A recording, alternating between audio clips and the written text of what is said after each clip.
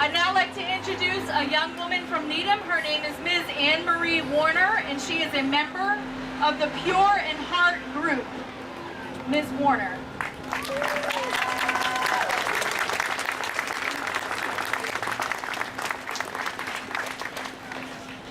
Hello, everyone. Can you hear me? Yes. Better? Okay. As mentioned, I am Anne Marie Warner, and I have the privilege today of reading a letter written by Dr. Paul Carpentier, president of In His Image Family Medicine, addressed to everyone present at this rally for religious freedom. Speak up! Dear friends and colleagues, 1 year ago, I would never have dreamed that we would need to rally for religious liberty in our country, the land of the free. I did imagine, however, that I'd be fighting for conscience protection and struggling to preserve my solo private family practice in Massachusetts. In fact, since a colleague in Ireland nearly lost his entire practice over a conscience issue, I have been working with thinkers and legal organizations around the country to prepare a defense of doctors' conscience against those who would impose their conscience on us here in America.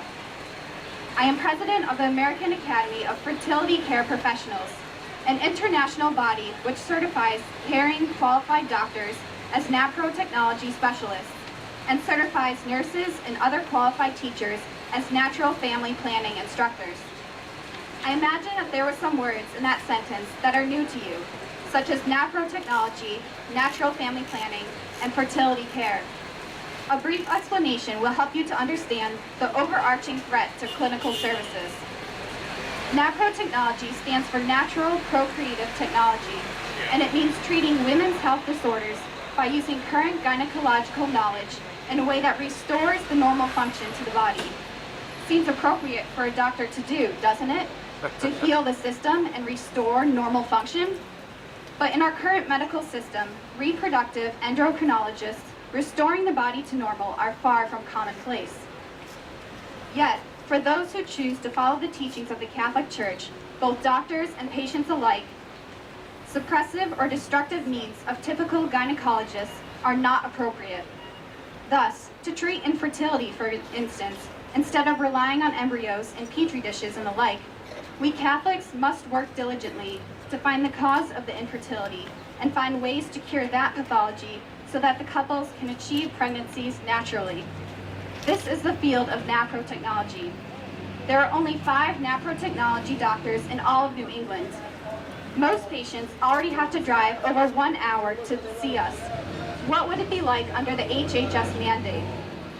The new law mandates that providers receiving newly allocated government funds, Medicare and Medicaid, must be willing to perform or refer for abortions and provide contraceptives and abortifacient drugs, because the Hyde and Church amendments were not applied to those new funds. But to provide or refer for these drugs or procedures is against our faith, and it is contrary to the long-standing code of ethics of our academy. You will be interested to learn that just this week, as president of the Academy of Fertility Care Professionals, I received a letter from the White House. The unnamed author of the letter said, quote, "Consistent with previously existing conscience clauses, no religious doctor will have to prescribe these services. We will ensure religious liberty remains protected." End quote. Could this be true? Does the president really plan to protect us? If so, which is it that governs the legality of my actions, the sentiment of his letter, or the law that is already enacted by Congress? How can we write this when, in previous statements, the president has said that those who do not feel comfortable prescribing contraceptives or abortion can find another career, such as farming or some other work? He feels the same way for the pharmacists and the Catholic hospitals that provide a tremendous amount of the services around the country. Here is some more background. I was one of the first family physicians in the world trained in NAPRO technology 23 years ago on the 200th anniversary of the Bill of Rights. I have treated hundreds of women and couples here in Massachusetts. They travel from various cities in New England, from Montreal to New York City. Those with infertility have achieved over 100 healthy pregnancies, 1 embryo at a time. Our miscarriage rate is exceedingly low because we have healed the underlying pathology. whereas the data from the IVF centers reveal that they are losing 7 embryos for every 1 that is delivered. And that is not counting the thousands of embryos who were not implanted. The IVF approach is not acceptable to my conscience. It is not acceptable to my theological understanding of human life and procreation. As president of In His Image Family Medicine here in Massachusetts, must I refer for IVF, abortions, or sterilizations even though it is against my faith? Must I stop providing my services? Is this what it has come to? Is this the end of the line? Will my patients need to travel to Ireland or Mexico to find a doctor who will treat them consistently with their faith? Hormonal contraceptives have infiltrated our water supply, and we wonder why infertility rates are increasing. Birth control pills cause blood clots and increase the risk of breast cancer at least 44%, and we wonder why breast cancer is increasing. Must I prescribe these harmful interventions because the present administration defines them as preventative care? I have never heard that prescribing a carcinogen could be called preventative care. I have never heard that ending someone's life in abortion could be defined as preventative care. That is audacious. That is not hope. That is putting the blinders on and seeing only my way or the highway. Right.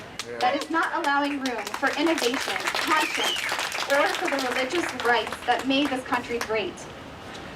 My friend in Ireland won his battle for the ability to follow his conscience. How? Because an ethicist from Chicago explained to the Irish Medical Board that while it was trying to remove his license, the board was in fact following its conscience when they said that he must provide a certain service. And he was following his conscience when he refused to participate in that service. The ethicist asked them, which conscience is right? Of course, they couldn't answer, and the case collapsed. They admonished the doctor, but did not remove his license. Will we prevail here, or will my colleagues and I fall victim to the HHS definition of preventative care? Must all doctors and hospitals provide abortions? If these 5 Catholic doctors are tossed out of practice, then who will have enough motivation to be trained in naprotechnology? How far will all patients need to travel for authentic Catholic healthcare? If naprotech doctors are not respected or appreciated, who will be next? The family medicine literature advocates cultural competency and respecting patients' values and backgrounds. And our culture is becoming more and more ethnically diversified. Yet the President of the United States cannot seem to respect providers' consciences other than in a private letter, and the Congress of the United States passes laws disrespecting our values. I think someone needs to read the First Amendment, and it isn't you or I.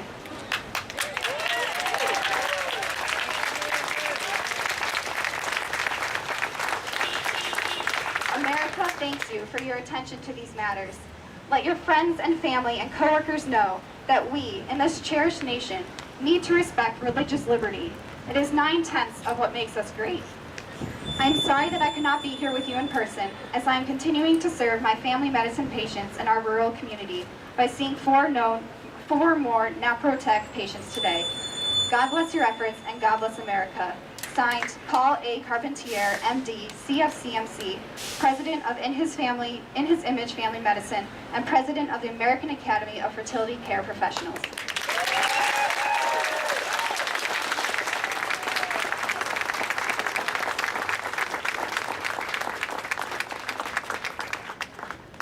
I would also like to make a few personal remarks on the HHS mandate as a young woman who values religious freedom as an essential right for every individual and for all societies.